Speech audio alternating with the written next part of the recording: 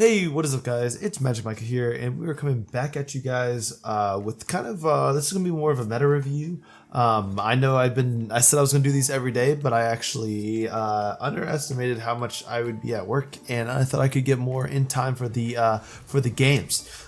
So what you're looking at right now is the standings after 3 days, going to the last day of group stage. It's going to be a big day. It's going to be a long day. Very likely to have some tiebreakers. So I just want to go over a little bit of a meta snapshot before we get into playoffs, and even before the last day, just to kind of look at everything before people come up with, let's say, solutions. So this will be also relevant going into the playoff part of the video or of TI, of course, the best time of year.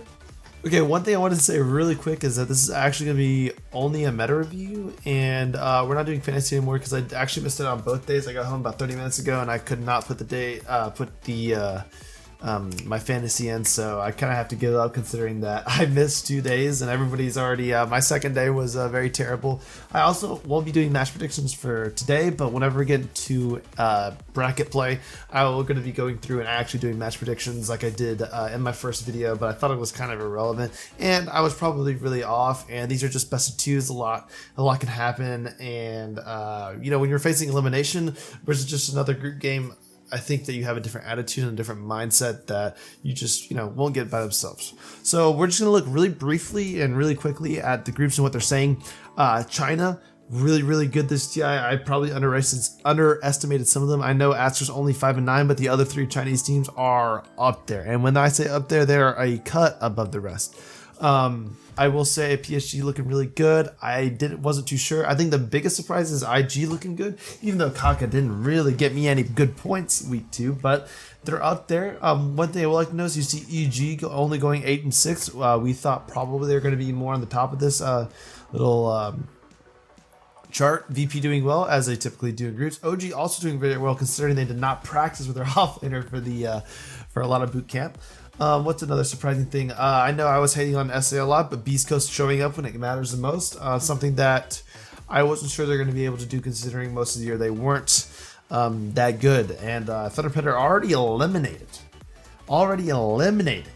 And that, of course, very unfortunate for them. They're walking out with 100K, but definitely thought they were the best of the SA teams. And you see the other SA team on them. And even a bigger question mark is Quincy Crew.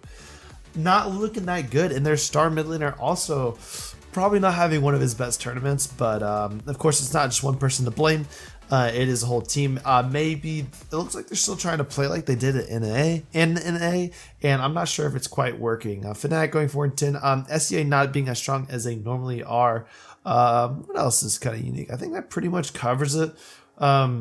Big day, obviously, like I said, only one of these teams are going to be eliminated. So if there's a games to watch, it's this Quincy Crew, this SG Esports games. Those are going to be the most. Even the Fnatic games, if they lose, if both of these teams win, I mean, they're just equally able to get eliminated as the others. So yeah, I think the first series of the day, which is PSG Elephant, probably going to be my biggest watch to see if Elephant can actually compete with obviously the best team in their group.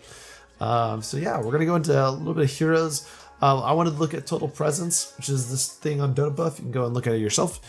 We see that the total presence, Monkey, IO, Tiny, obviously the most contested heroes, have been the most contested heroes the whole time. IO getting through more than the other people, but Monkey, I think, proving, I mean, Monkey has the highest run rate, so Monkey probably being the strongest of the few. Only a couple position 1 games, a couple off lane, and mostly support. But the hero is no joke, and its skills well into late game. Obviously, Tiny, I think we can say probably best hero.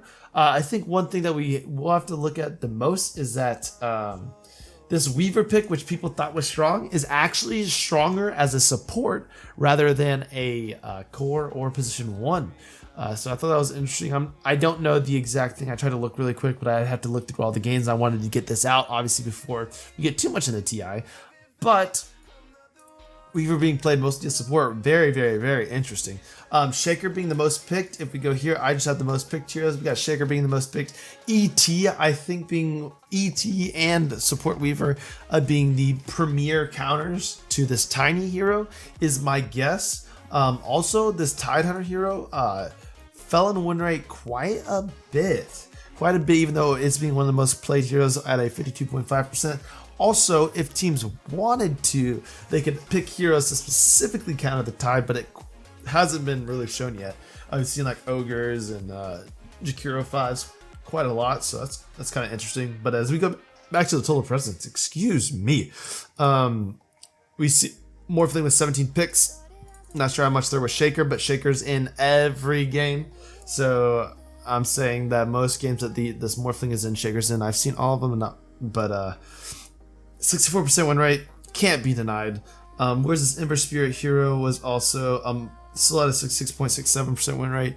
Only 31 bans. I would look out for that hero. That hero's probably good. Surprised it doesn't have more picks, but we'll see as we get later in the tournament. If we go down here, Magnus also looking pretty good, and Razor obviously strong. Usually used as a counter pick, but like you guys know, we need to be looking at this top set of heroes. Snapfire being very present, very, very interesting. Alina still being played almost exclusively as a mid, but has this 57% win rate. But yeah, these two heroes are very interesting. Like I said, Elder Titan for the Tiny, and Morphling just really good right now. Like I said, Morph Shaker's back, baby.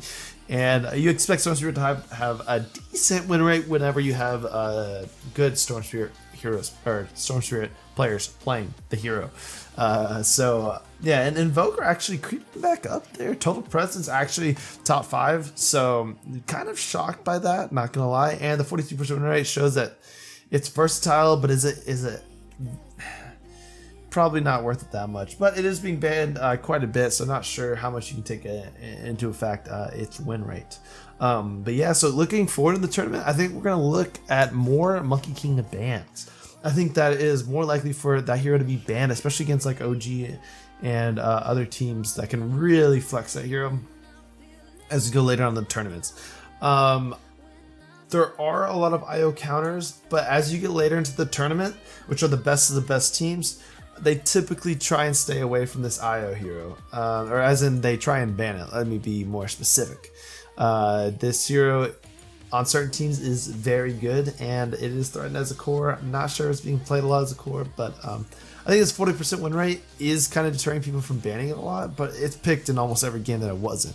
In fact, 96% presence means very few games that it was not picked or banned. So yeah, I think... I mean, when you have a 59% win rate hero being one of the top most played, do you really have a solution or do you really not have a solution? But I think people think they know which is Weaver. A lot of people do Weaver Tide, or they do Weaver Elder Titan because Weaver is a flex.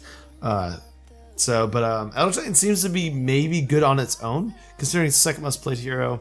And it is maybe actually a second most played, only behind Snapfire, which is just a solid hero, good with Tidehunter itself. So, but this has to say something. It's obviously a good hero, but I think most games are just kind of good for it. All right, so I see the first bans in this LGD Elephant game, which is Snap Tide and Monkey Tiny for PSG. And they first picked IO, and they responded with ET Mag. So I'm gonna go ahead and I'll edit all of this and get it all out for you guys during the tournament. Hope you guys enjoyed. I really look forward to having whenever we have the day off, really getting in here, seeing maybe what we can see to counter certain things or see what people are moving off of after this final day. Anyways, it's Magic Micah. Let me know if you guys have any criticism or whatever. And I'm sorry that I couldn't keep the fantasy going. Life is tough. I had to get a new headset, even because my other one just snapped in half. So it's wonderful. Anyways, y'all have a good night. Enjoy TI and peace.